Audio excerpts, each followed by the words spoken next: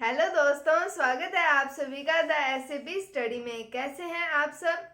हम कर रहे थे जनजातीय आंदोलन के बारे में, तो आज हम करते हैं एकी आंदोलन के बारे में। कल हमने भगत आंदोलन के बारे में पढ़ा था, जिसमें हमने गुरु गोविंद गिरी के बारे में पढ़ा था।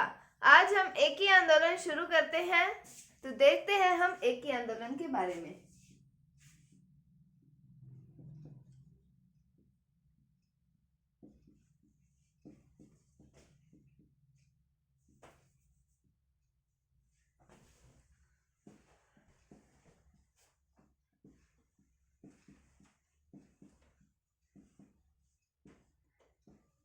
एकी आंदोलन को भोमट आंदोलन भी कहा जाता है।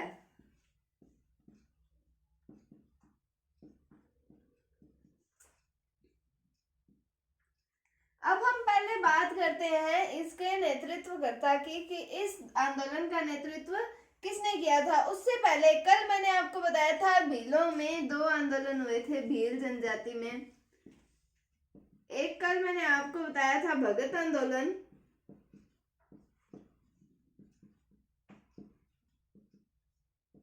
और बताया था एकी आंदोलन।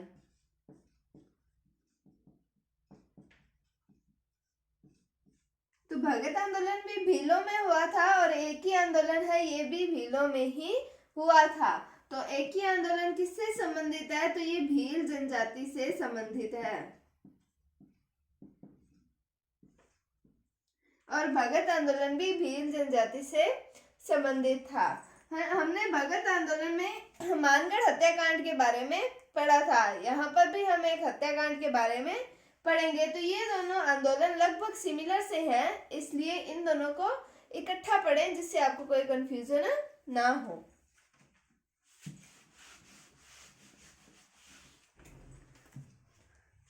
तो भील जनजाति में ये आंदोलन हुआ था। बात करते हैं हम इसके नेतृत्वकर्ता की। तो इस आंदोलन के नेतृत्वकर्ता का नाम आता है मोतीलाल तेजावत।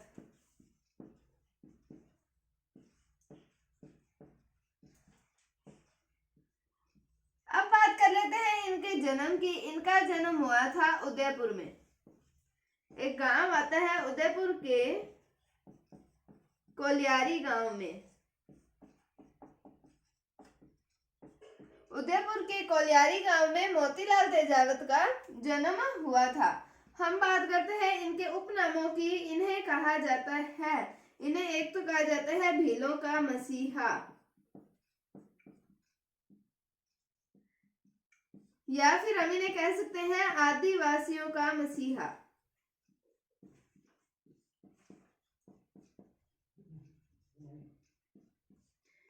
और इन्हें भील जनजाति के लोग जो थे, भील जनजाति इन्हें बावजी कहा करती थी, बावजी कहकर पुकारती थी।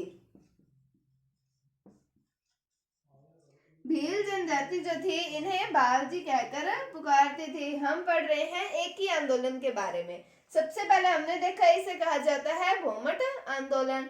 हुआ कौन सी जनजाति में था, भील जनजाति के अंदर। फिर नेतृत्वकर्ता की बात करते हैं तो मोतीलाल तेजावत, उदयपुर के कोलियारी गांव में हुआ इनका जन्म। फिर हम बात करें कि इन्हें कहा जाता है भीलों का मसीहा, तो हम पढ़ रहे हैं जनजातीय आंदोलन, या फिर मैंने आपको इसका एक और नाम बताया था आदिवासी आंदोलन। तो जनजाति तो होगी भील, तो भीलों का मसीहा। आदिवासी है तो आदिवासियों का मसीहा भी इन्हें कहा जाता है। फिर भील जनजाति के लोग जो थे ये इन्हें बावजी कहकर पुकारते थे। ये मोस्ट इंपॉर्टेंट है, बावजी कहकर किन्हें पुकारा जाता था, किनके द्वारा पुकारा जाता था, तो इससे रिलेटेड हमें पता होना चाहिए। ये थे नेतृत्वकर्ता मोतीलाल तेजावत के बारे में। अब हम बात करते हैं कि जो मोतीलाल तेजावत थे, इन्होंने भीलों को समाज की मुख्य धारा से जोड़ने के लिए इस आंदोलन की शुरुआत की थी। एक तरह से हम कह सकते हैं भीलों के उत्थान के लिए इन्होंने इस आंदोलन की, एक ही आंदोलन की या भूमट आंदोलन की हम कह सकते हैं शुरुआत की थी। तो भील जनजाति को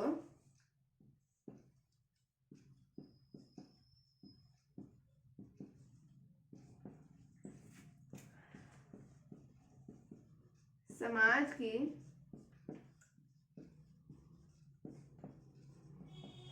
मुख्य धारा से जोड़ने के लिए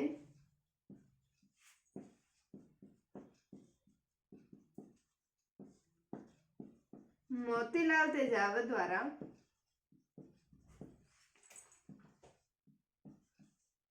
इस आंदोलन की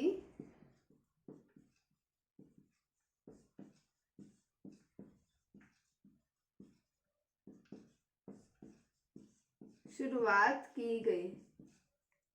तो शुरुआत किसने की थी? मोतीलाल तेजावत ने। ये मोस्ट इंपोर्टेंट है। जैसे हमने भगत आंदोलन के अंदर पढ़ा था गुरु गोविंद गिरी के बारे में, वैसे ही इस आंदोलन में कौन है? मोतीलाल तेजावत। फिर हम बात करते हैं कि मोतीलाल तेजावत ने चित्तौड़गढ़ में एक तहसील आती है राशमी तहसील, उसके मातृकुंडिया नामक गांव में 21 सूत्री चलाया था, 21 सूत्री कार्यक्रम प्रस्तुत किया था। ये 21 सूत्री क्या था? ये था कि भीलों के लिए 21 मांगे रखी गई थी, इसे कहा जाता है 21 सूत्री कार्यक्रम। तो ये चलाया था और इसे ही मेवाड़ की पुकार कहा जाता है। ये 21 सूत्री जो है ये मोस्ट इंपोर्टेंट है कि 21 सूत्री कार्यक्रम चलाया गया था किसके द्वारा? मोतीलाल तेजावत द्वारा। क्यों चलाया गया था? भीलों की मांगों को पूरा करवाने के लिए। और मांगे कितनी थी? 21 मांगे थी, इसमें 21 मांगे रखी गई थी।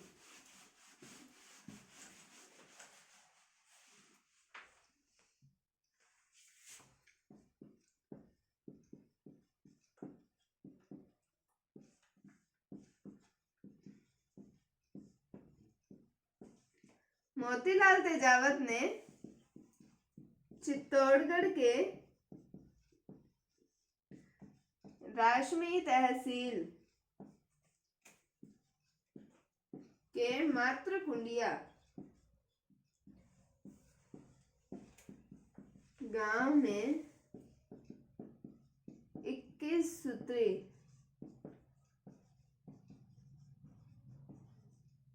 कार्यक्रम प्रस्तुत किया, जिसे मेवाड़ की पुकार कहा जाता है। 21 सूत्री का मतलब क्या हुआ कि 21 मांगे रखी गई, लेकिन जो सरकार थी, गवर्नमेंट थी, उसने इस पर ध्यान नहीं दिया था। फिर इस पर ध्यान नहीं दिया तो फिर एक सभा का आयोजन हुआ। अब हमने हर आंदोलन में यही पढ़ा है कि किसी न किसी बात से लोग असंतुष्ट हुए। किसान आंदोलन में भी हमने ये देखा कि किसान किसी न किसी बात से असंतुष्ट हुए, फिर उन्होंने सभा का आयोजन किया। उसी प्रकार इस एक ही आंदोलन के अंदर भी सभा आयोजित की जाएगी। तो 21 सूत्री कार्यक्रम ये इम्पोर्टेंट है, हमें याद रखना पड़ेगा और उसे ही मेवाड़ की पुकार कहा जाता है। मेवाड़ की पुकार से रिलेटेड भी कई क्वेश्चन एग्जाम्स में पूछे जाते हैं।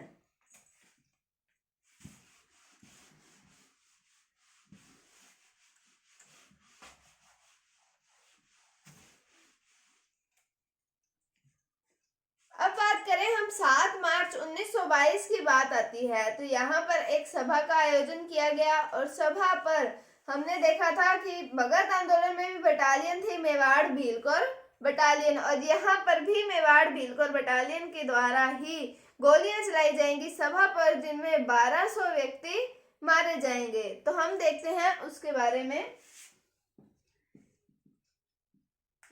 पहले हम देखेंगे कि मेवाड़ की पुकार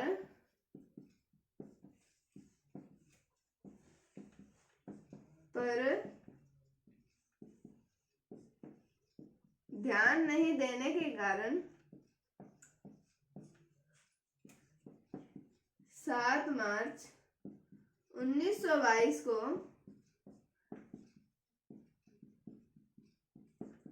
चित्तौड़ के निमड़ा नामक स्थान पर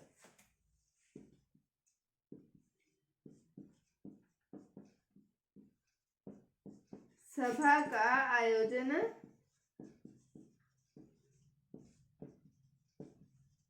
किया गया। और अब चल रही है सभा, और सभा पर चलाई जाएंगी गोलियां। किसके द्वारा चलाई गई? मेवाड़ भीलकोर बटालियन के द्वारा।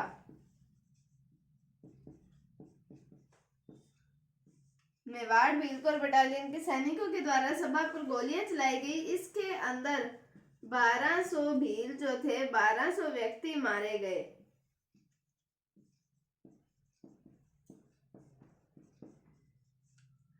हमने पढ़ा था, जब हमने भगत आंदोलन पढ़ा था, उसमें पढ़ा था कि जो मानगढ़ हत्याकांड था उसे कहा जाता था राजस्थान का जलियांवाला बाग हत्याकांड। ये हत्याकांड भी तो उसमें 1500 भील मारे गए थे, इसके अंदर 1200 व्यक्ति मारे गए हैं, तो ये भी उसके कंपैरिजन में इसे कहा जाता है राजस्थान का दूसरा जलियांवाला बाग हत्याकांड। तो इसे कहा जाता है राजस्थान का दूसरा जलियांवाला बाग हत्याकांड।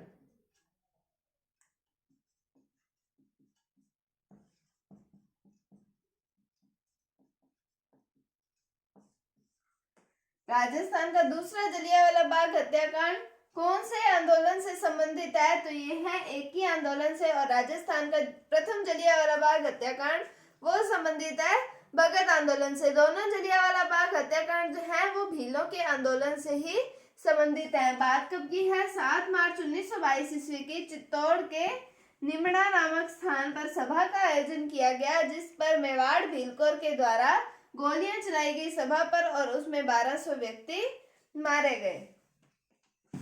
और इसे कहा जाता है राजस्थान का दूसरा जलियांवाला बाग हत्याकांड। अब 1229 ईस्वी में गांधी जी के कहने पर मोतीलाल तेजावत ने कर दिया था आत्मसमर्पण। तो हम बात करते हैं कि 1929 में गांधी जी के कहने पर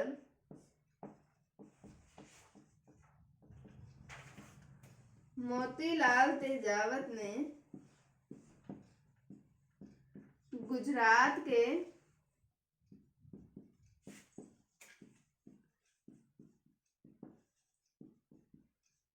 खेड़ब्रह्म नामक स्थान पर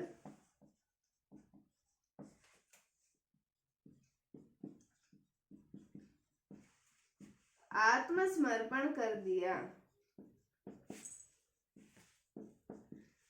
और 1936 ईस्वी को